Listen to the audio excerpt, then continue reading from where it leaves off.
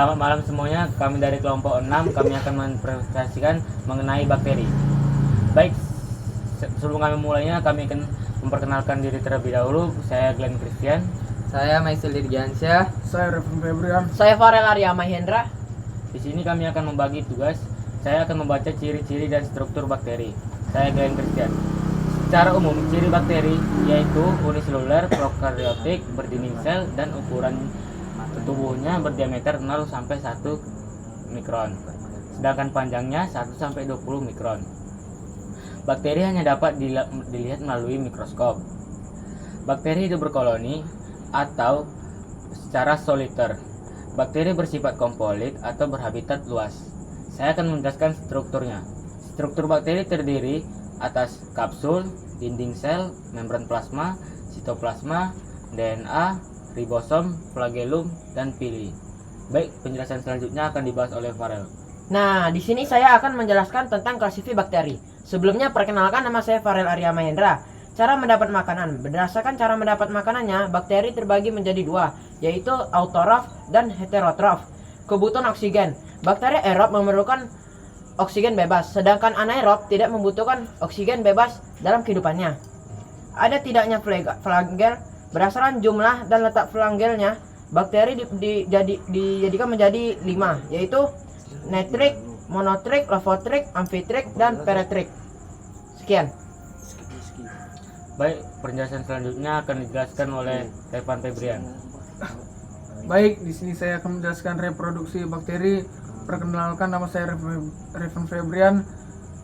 Reproduksi seksual pada bakteri dapat dilakukan dengan 3 cara, yaitu 1. Konjungsi, 2. Transformasi, 3. Transduksi. Konjungsi merupakan perpindahan materi genetik secara langsung melalui pili antara dua bakteri yang berdekatan. Transformasi merupakan perpindahan materi genetik tanpa adanya kontak langsung. Transduksi yaitu perpindahan materi genetik dari satu sel bakteri ke bakteri lain melalui bakteriofag sebagai perantaranya. Adapun aseksual pada bakteri yaitu melalui pembelahan biner. Pertama-tama bakteri akan mereplikasikan DNA-nya sendiri, kemudian bakteri akan melakukan pembagian sitoplasma dan menghasilkan 2 sel baru. Baik, penjelasan selanjutnya akan dijelaskan oleh Maisel Dirgiansyah. Baik, saya Maisel Dirgiansyah akan membahas mengenai peran bakteri. Jadi peran bakteri ada yang menguntungkan dan merugikan. Bakteri pada tubuh manusia biasanya tinggal di dalam usus. Beberapa bakteri penghuni usus seperti E. coli dan Streptococcus. Keuntungan dari bakteri tersebut adalah membantu pencernaan, menyerang patogen-patogen berbahaya, dan juga membantu mengembangkan kekebalan tubuh.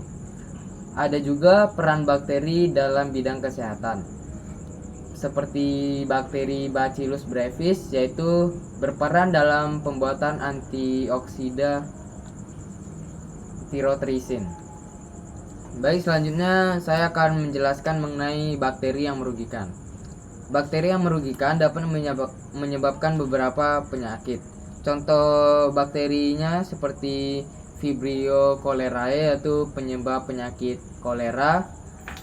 Terus ada Salmonella typhi, penyebab penyakit tipes.